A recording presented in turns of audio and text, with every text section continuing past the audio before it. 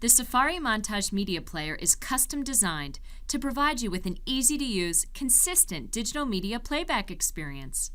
To play any video or audio clip in the SAFARI Montage system, simply click the green play button. The SAFARI Montage media player will launch on the left side of your screen.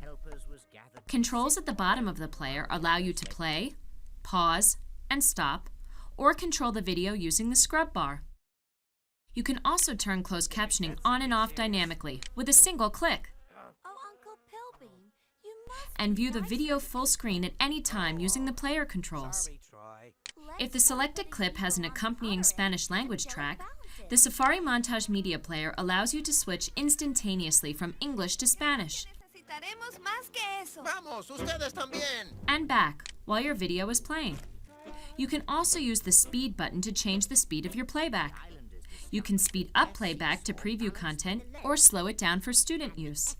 This can be a helpful tool for English language learners or special needs students.